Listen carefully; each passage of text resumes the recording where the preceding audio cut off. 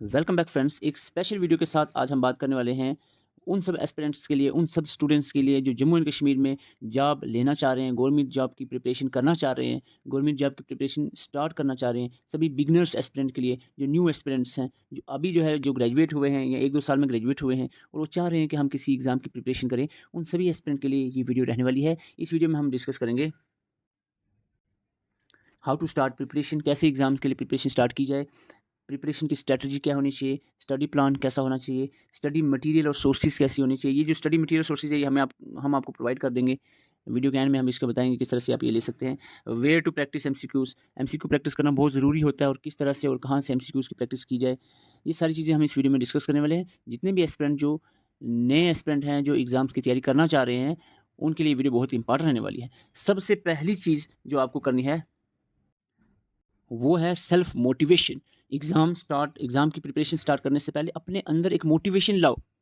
ये अपने अंदर पहले सबसे पहले ये जज़्बा और जोश आपके अंदर होनी चाहिए कि आपको एग्ज़ाम क्वालीफ़ाई करना है और क्यों करना है, ये मोटिवेशन आपके अंदर होनी चाहिए। इसके क्या फ़ायदे हैं ये आपको पता होना चाहिए और इस एग्ज़ाम क्वालीफ़ाई ना हुआ तो किस तरह की स्ट्रगल होगी, क्या नुकसानात हैं, ये चीज़ें आपने समझनी है। पॉज़िटिव और नेगेटिव दोनों देखना है। ना हो सका तो क्या नेगेटिव है, हो गया तो क्या पॉज़िटिव है, ये चीज़ें आपने अंदर लानी है। खुद अपने आप को मोटिवेट करना है। फॉर जस्ट अ मोटिवेशन के लिए एक जस्ट इमेज आपके साथ शेयर कर रहा हूँ, ये अपनी इमेज है मेरी। यहाँ पर आप 8 अगस्त 2020 की एक इमेज नज़र आ रही है आपको। ये दरिया के किनारे पे बैठा हुआ एक इंसान है, जो बहुत ही परेशान है, बहुत ही दुखी है, लाइफ़ से तंग आया हुआ है, स्ट्रगल लाइफ़ में चल रही है।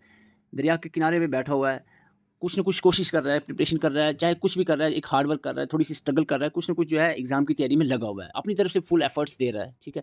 और यही इंसान जो है आज जो है 3 अगस्त 2023 में आराम से चेयर पे बैठा हुआ है, टेबल पे बिल्कुल स्टैंडर्ड के साथ, आराम से कंफर्टेबल लाइफ़ और रिस्पेक्टेबल लाइफ़ जी रहा है।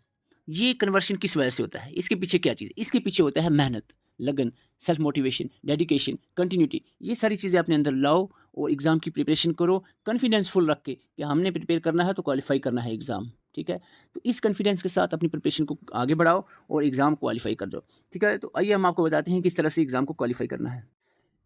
अगर हम जम्मू एंड कश्मीर में देखें तो जेकेएसएस भी एग्ज़ाम कंडक्ट करवाती है, मोस्टली जो नॉन गेज़ेटेड पोस्ट हैं लेवल 6-7 तक जो है जेकेएसएस भी एग्ज़ाम कंडक्ट कराता है। उसके ऊपर जो एग्ज़ाम्स हैं वो जेकेपीएससी जो है एग्ज़ाम कंडक्ट करवाती है। जहाँ तक बात आती है सबसे पहली बात जो आपको मैंने अभी बताई वो है मोटिवेशन, सेल्फ मोटिवेशन होनी चाहिए। क्यों हमें एग्ज़ाम की प्रिपरेशन करनी है, क्या ज़रूरत है और इसके क्या फ़ायदे हैं, ना करेंगे तैयारी, ना एग्ज़ाम क्वालीफाई करेंगे तो क्या नुकसान है, ये चीज़ सबसे पहले हमने समझनी है। उसके बाद हमारी स्टार्टिंग होती है यहाँ पर प्रिपरेशन की और स्टार्ट में सबसे पहली चीज़ आपके सामने जो आती है वो आती है सिलेबस। अब आप नए स्टूडेंट्स सोच रहे होंगे कि हमने अभी कोई फॉर्म नहीं फिल किया है, कोई सिलेबस हमें कैसे पता होगा, कौन सा एग्ज़ाम होगा फ्यूचर में, कौन सा सिलेबस होगा। तो उसके लिए मैं आपको बता दूँ जितने भी एग्ज़ाम होते हैं उनमें ऑलमोस्ट जो जनरल सिलेबस होता है, जो यानी जो ऑलमोस्ट सभी एग्ज़ाम में देखने को मिलता है वो कुछ इस तरह का होता है। ये हालाँकि ये वीएलडब्ल्यू का सिलेबस है लेकिन मोस्टली जो है ये सिलेबस इस तरह का देखने को मिलता है जिसमें जनरल अवेयरनेस आपको होती है।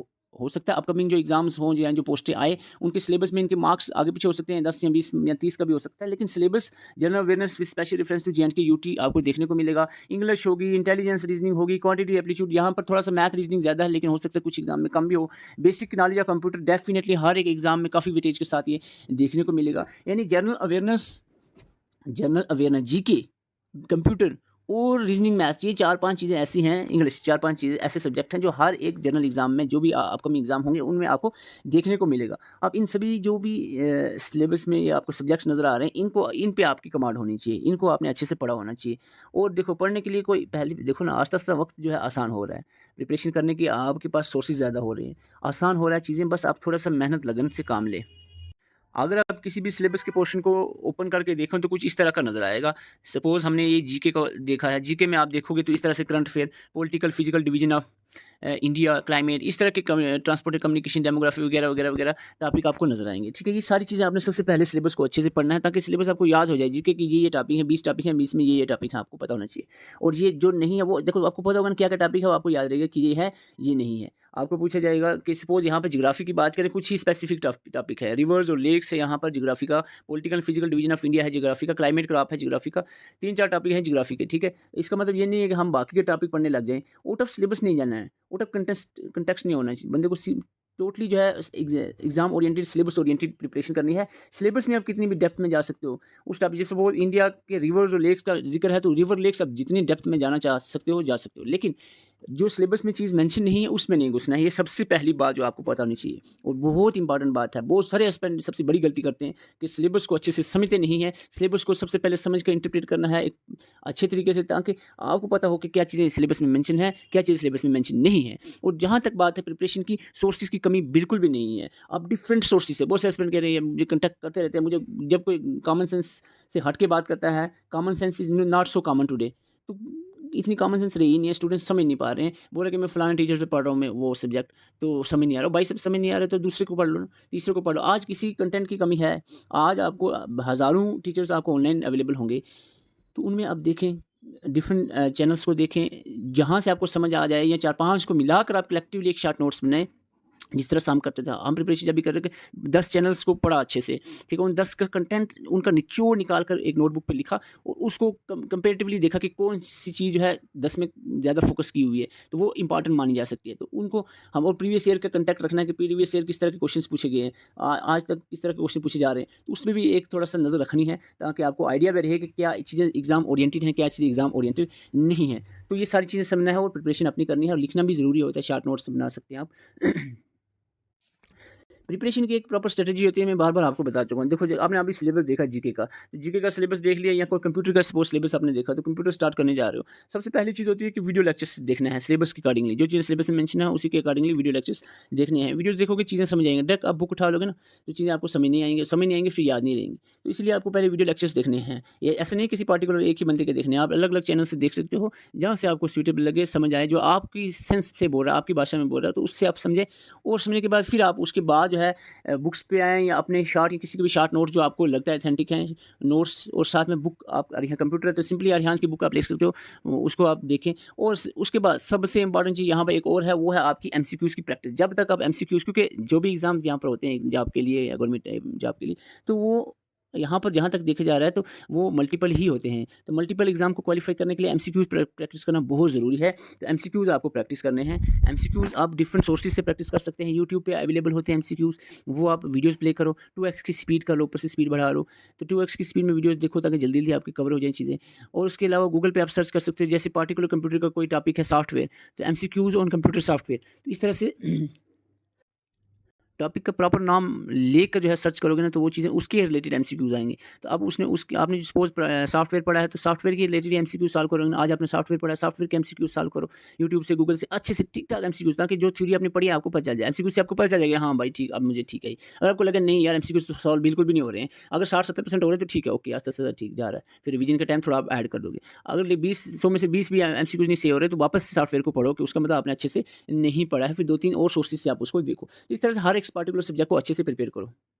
ये होता है कैलेंडर। सबसे पहले जैसे एक स्टडी प्लान बनाते हैं, तो मेरा यही कहना है कि एक स्टडी प्लान आप इस तरह के बनाओ कि जिसमें पार्टिकुलर सब्जेक्ट को लेकर चलो। अगर आप कॉम्बिनेशन ऑफ सब्जेक्ट्स पढ़ते हो, तो उसमें डाइवर्ट हो जाता है माइंड। सपोज़ सुबह जीके पढ़ा, शाम को कंप्यूटर, रात को मैथमेटिक्स पढ़ रहे हो, इस तरह से एक चीज़ पे भी फोकस, कंसंट्रेशन कंप्लीटली नहीं रह पाती। तो इसलिए अगर एग्ज़ाम दूर हैं, लास्ट के दिनों में तो ठीक है, सभी सब्जेक्ट आप कंबाइनली पढ़ोगे। लेकिन अगर एग्ज़ाम दूर हैं, तो आपको चाहिए कि आप पार्टिकुलर डेज़ दें। अगर सपोज़ 2 महीने ही दूर हैं, तो आप उसमें 10-10 दिन या 15-15 दिन पार्टिकुलर सब्जेक्ट को दे सकते हो। सपोज़ आपने कंप्यूटर को दिया है 15 दिन, तो यहाँ से आप कैलेंडर है, सपोज़ आप आज सपोज़ क्या है, आज है सैटरडे 5 अगस्त, तो 5 अगस्त से आपने रखना है कि 5 अगस्त से लेकर 20 अगस्त तक जो है यहाँ पर आपका रहेगा कंप्यूटर। तो अब ये 6 को आप लिख सकते हो कि 6 को मैं सॉफ्टवेयर पढ़ूँगा, 7 को मैं हार्डवेयर की कम मेमोरी और वगैरह-वगैरह चीज़ें पढ़ूँगा। ऐसे आगे चलते मैं 9 को इंटरनेट, 10 को वायरस, एंटीवायरस, 11 को MS Word, Excel, PowerPoint. इस तरह से चलते-चलते आप जो है 18 तक चले, 19 को पूरा फुली रिवाइज़ करें, जो भी चीज़ें पढ़ी हैं पिछले 15 दिनों में, और 20 को एक बार फिर से अच्छे से रिवाइज़ करके 2 दिन में रिवीजन देकर तो फाइनल टच इसको दे दें। तो इस तरह से एक सब्जेक्ट को कंप्लीटली दिन भर एक ही पार्टिकुलर सब्जेक्ट को देखोगे, तो उसका कंसंट्रेशन आपके माइंड में एक ही चीज़ रहेगी कि भाई यही पढ़ना है, यही पढ़ना। तो इस तरह से आप 15 दिन में काफ़ी चीज़ें अटेन कर लोगे। अगर आप खुले में पढ़ते हो, ऐसे रफली पढ़ते हो, तो कोई भी चीज़ आपके 15 दिन निकलते हुए पता ही नहीं चलेगा आपको। 15 दिन एकदम से निकल जाएँगे। लेकिन अगर आपका प्रॉपर स्टडी प्लान हुआ, इस तरह से कैलेंडर लेकर, या रफ एक शीट के ऊपर आंसर, एक व्हाइट शीट के ऊपर आपने कैलेंडर खुद बना दिया है 1, 2, 3 लिखकर, तो इस तरह से आपने लिख दिया कि इस तारीख से इस तारीख तक मैंने चलना है, फिर उसके सर्कल बना दो, उस सर्कल में लिख देना कि इस डेट में ये पढ़ना है, इसमें, क्योंकि पहले से माइंड प्रीसेट रहता है। प्रीसेट रहता है यानी आपको पहले डिसाइडेड है कि मैंने 7 अगस्त को मैंने मेमोरी ऑफ कंप्यूटर पढ़ना है। अब 7 अगस्त को सुबह से आप स्टार्ट कर दोगे मेमोरी ऑफ कंप्यूटर की वीडियोस देखना, डिफरेंट चैनल से मेमोरी। उसके बाद मेमोरीज ऑफ कंप्यूटर के आराम से बुक्स पे मेमोरी कंप्यूटर, नोट्स से मेमोरी ऑफ कंप्यूटर लिखना है, memories of computer. MCQs practice करना है गूगल से, यूट्यूब से, मेमोरी कंप्लीट, तो मेमोरी ऑफ कंप्यूटर कंप्लीटली आपका वो टॉपिक अच्छे से कवर हो जाएगा और उसमें कोई कमी कसर नहीं रहेगा अगर आप इस तरह से करते हो। अदरवाइज़ अगर आप ऐसे ही रफली पढ़ते हो तो आप ऐसे ही कुछ भी करोगे, 1 घंटा ये पढ़ा, 1 घंटा वो, 1 घंटा कोई भी चीज़ अच्छे से नहीं हो पाई। तो ये चीज़ मेरे ख्याल से ये आपको करनी चाहिए, एक पर्टिकुलर प्लान बनानी चाहिए। प्लान नहीं ना तो आपके दिन ऐसे निकल जाएंगे, पता भी नहीं चलेगा आपको। तो एक स्टडी प्लान बनाना ज़रूरी है, तभी सिलेक्शन पॉसिबल है, ये चीज़ मैं पहले कह दूँ। और ये जो आपको मैंने अभी बताया था, ये चीज़ करना बहुत ज़रूरी है, ठीक है। वीडियो लेक्चर देखना, एमसीक्यू प्रैक्टिस करना यूट्यूब से, गूगल से, उसके शॉर्ट नोट्स बनाना, उसके बाद जो है आपके बुक्स वगैरह हैं तो वो भी साथ में कंसल्ट करनी है। तो ये सारी चीज़ें करनी ज़रूरी है और एमसीक्यूज़ खास करके प्रैक्टिस करने में बहुत ज़रूरी है और जितना एमसीक्यू ज़्यादा हो सके प्रैक्टिस करें। लेकिन डायरेक्ट एमसीक्यूज़ नहीं, आप पहले थोड़ा-सा वीडियोज़ देखें, थ्योरी पढ़ें और फिर एमसीक्यूज़ सॉल्व करने की कोशिश करें। मॉक टेस्ट दें, प्रैक्टिस करें, मॉक टेस्ट जितने भी हो सकता है आप मॉक टेस्ट दें। तो ये सारी चीज़ें आपको करना ज़रूरी है। तो इसके अलावा अगर आपको देखो, अगर आपको फिर भी समझ नहीं आ रही तो मैं आपको बता दूँ, यहाँ पर हमने पूरा कोर्स तैयार किया हुआ है आपके लिए, तो आपको प्रोवाइड कर देंगे। आपको करना ये है बिना टेंशन के, आपको व्हाट्सअप करना है 7051014488 पे व्हाट्सअप करना है। इस नंबर पे व्हाट्सअप करेंगे तो आपको पूरे कंप्लीट वीडियो लेक्चर्स की सेट मिल जाएगा जिसमें कंप्लीट लेक्चर्स होंगे। आपने वीडियोस देखनी है, उसके बाद नोट्स आपको एग्जाम ओरिएंटेड हमने अलग डिफरेंट 10-12 सोर्सेज से मिलाकर ये नोट्स बनाए हैं। तो आपको वीडियो देखने के बाद सीधा नोट्स पढ़ना है और ये नोट्स जब अच्छे से पढ़ लोगे ना तो आपको टेंशन लेने की कोई जरूरत नहीं। एमसीक्यूज़ के लिए भी हम आपको मॉक टेस्ट प्रोवाइड कर दें, मॉक टेस्ट के साथ एमसीक्यूज़ की पीडीएफ भी आपको प्रोवाइड कर दें, तो एमसीक्यूज़ की प्रैक्टिस अच्छे से करेंगे। तो लेकिन सबसे इंपॉर्टेंट चीज़ है इसके साथ साथ कि आपने स्टडी प्लान और सेल्फ मोटिवेशन बहुत ज़रूरी है, तभी प्रिपरेशन हो सकती है। जब तक मोटिवेशन नहीं होगी प्रिपरेशन पॉसिबल नहीं है। स्टडी प्लान नहीं बनेगा, प्रिपरेशन पॉसिबल नहीं है। तो स्टडी प्लान ज़रूरी है बनाना और वो भी आप पार्टिकुलर सब्जेक्ट का बनाएं। जैसे कि आपने 15 दिन रखे हैं कंप्यूटर के, तो कंप्यूटर ही पढ़ना है 15 दिन में और अच्छे से पढ़ना है। किस तरीके से पढ़ना है मैंने आपको बता दिया, वीडियो देखनी है, नोट्स पढ़ने हैं, बुक्स पढ़नी है, एमसीक्यू प्रैक्टिस करनी है। तो फिर जो है एक बार ये हो जाए ना, फिर उसको लास्ट में 2 दिन में रिवाइज़ भी करना अच्छे से। तो ये सारी जो टिप्स आपको प्रोवाइड की हैं, इस पे आप अमल करेंगे तो होपफुली जो है आपको अपकमिंग एग्ज़ाम क्वालिफ़ाई कर सकते हैं। लेकिन इसके लिए मोटिवेशन, डेडिकेशन, कंटिन्यूटी बहुत ज़रूरी है। Thank you for watching. और आपको कोई भी हेल्प चाहिए तो आप व्हाट्सएप नंबर आपको दिया हुआ है, इस पे मैसेज कर सकते हैं। हम भी आपकी पूरी कोशिश करेंगे हेल्प करने की। और बाकी सबसे बड़ी देखो, कोई भी किसी को क्वालिफ़ाई नहीं करवा सकता। मेहनत आपकी ही होती है, हमारी जस्ट एक गाइडलाइन होती है और गाइडलाइन भी ज़रूरी होती है। क्योंकि बहुत सारे एस्पिरेंट हार्ड वर्क करते रहते हैं लेकिन गलत रास्ते में, गलत ट्रैक पे करते रहते हैं जिसका कोई फ़ायदा नहीं होता, ठीक है। तो सीधे ट्रैक पे जाओगे तभी तो डेस्टिनेशन पे पहुँचोगे। तो यही हमारा काम था कि ट्रैक पे आपको चढ़ाना है, तो हम कोशिश कर रहे हैं। हमारे साथ जुड़ सकते हैं आप, व्हाट्सएप नंबर है, तो ग्रुप भी है हमारा व्हाट्सएप पे, उस पे भी आप जॉइन करना चाहो तो जॉइन कर सकते हैं। तो उससे क्या होगा कि आपको प्रॉपर गाइडेंस मिलेगी। बाकी पढ़ना, मेहनत करना आपने, मेहनत आप नहीं करोगे तो कोई आपको सिलेक्शन नहीं दिलवा सकता। Thank you for watching.